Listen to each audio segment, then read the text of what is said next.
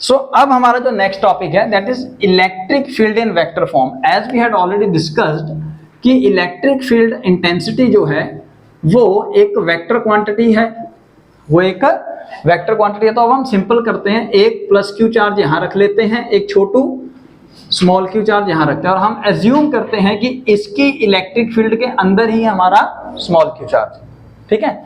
और इन दोनों के बीच का जो डिस्टेंस है वो है लेट्स सपोज आर।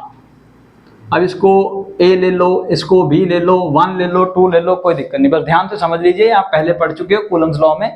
तो electric field intensity on charge B या on small charge placed at B due to A क्या होगा उत्तर, K Q अपॉन RA/B का स्क्वायर, RA/B का स्क्वायर। बट सर ये तो न्यूमेरिकल वैल्यू है। बिल्कुल बिल्कुल। अब इसका वेक्टर फॉर्म करना है, तब आपको यहां पे क्या चाहिए, आपको चाहिए सर डायरेक्शन। A से B की तरफ जा रहा हूं, तो क्या मैं इसको यूनिट वेक्टर RAB कैप लिख सकता हूं? तो ये हो गया vector form. Unit vector basically आपको क्या देता है, direction of a given vector.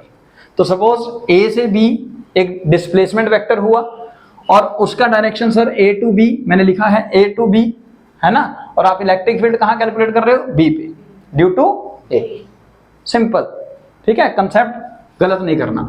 अब इसको फर्दर सॉल्व करो, KQ अपॉन RAB का स्क्वायर इनटू यूनिट वेक्टर का फॉर्मूला उत्तर vector upon its magnitude. Very good.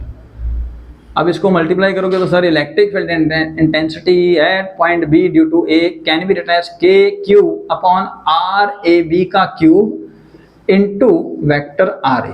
तो पुत्र ये सिर्फ और सिर्फ यूनिट वेक्टर में होगा, ये है unit vector of electric field intensity. अब एक चीज और बता देता हूं पुत्र, आपने शायद ध्यान नहीं दिया, हमने जनरली कहीं पे पॉजिटिव या नेगेटिव की बात नहीं की है, हमने सिंपल इलेक्ट्रिक फील्ड इंटेंसिटी की बात की है। तो यहां पे यानी कि चार्ज, चाहे आपका सोर्स चार्ज पॉजिटिव है चाहे नेगेटिव है, ये आप न्यूमेरिकल वैल्यू कैलकुलेट करते हुए प्लेस नहीं करेंगे। लेकिन हाँ, अगर वेक्टर फॉर्म में रखोगे तो रख लेना, क्योंकि अगर वो नेगेटिव होगा, यहाँ पे नेगेटिव होगा तो ये रिवर्स हो जाएगा वेक्टर, माइनस RAB हो जाएगा। तो लिख दूं यहाँ पे important point, that the nature of charge is used only if electric field intensity is calculating in vector form, ये इंपॉर्टेंट पॉइंट है। आपको नहीं समझ में आया तो मैं एक बारी दोबारा बता देता हूं। मैं कहना क्या चाह रहा हूं, मैं ये कह रहा हूं कि पुत्र अगर ये चार्ज पॉजिटिव है फिर तो ठीक है सर, R से AB की तरफ जा रहे हो, डायरेक्शन क्लियर होगी। अगर सर नेगेटिव चार्ज होता तो अब electric field intensity at point BA should be written as K with negative sign divided by RAB का cube into unit vector RAB पुत्र।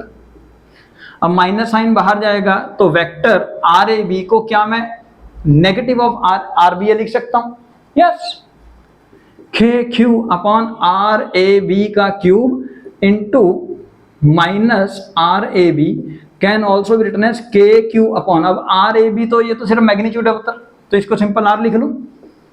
सो electric field intensity at point B due to A if negative charge is there, यहां पे लिख ही लेते हैं, negative charge बना ही लेते हैं यार,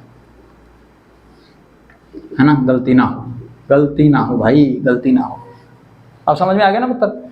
तो in that case minus RAB can be written as vector RBA, negative vector equal in magnitude but opposite in direction. तो आप लिख सकते हो ना यहाँ पे vector RAB is equal and opposite of RBA।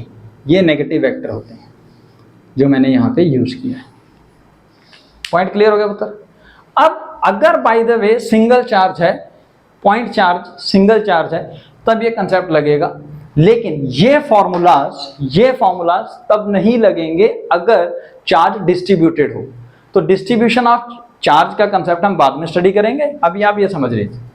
यहीं पे आप सुपरपोजिशन प्रिंसिपल भी कंसेप्ट स्टडी करिए, सुपरपोजिशन या सुपर इम्पोजिशन प्रिंसिपल।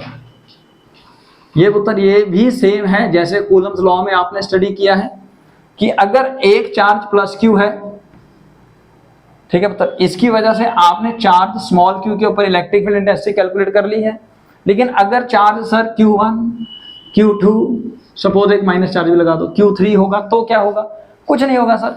इसके ऊपर इसकी वजह से इलेक्ट्रिक फील्ड लगेगी इस डायरेक्शन में, सपोज E1 ले लूं इसको, इसकी वजह से लगेगी पुत्र इधर को, सपोज E2 ले लेते हैं, इसकी वजह से इलेक्ट्रिक फील्ड लगेगी इस डायरेक्शन में, E3 ले लेते हैं।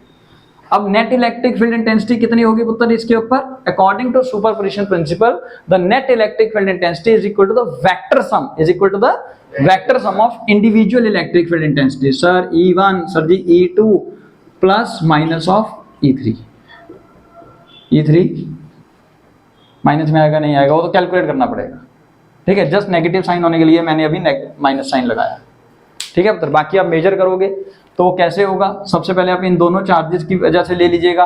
तो net electric field intensity suppose इधर को आएगी इन दोनों की वजह से, सपोज E4 ले लेता हूँ, फिर E3 और E4 की वजह से नेट इलेक्ट्रिक फील्ड इंटेंसिटी कुछ शायद इधर को आएगी। तो अकॉर्डिंग टू वेक्टर फॉर्म हम parallelogram law of vector addition लगा के सॉल्व करेंगे। क्लियर हो गया।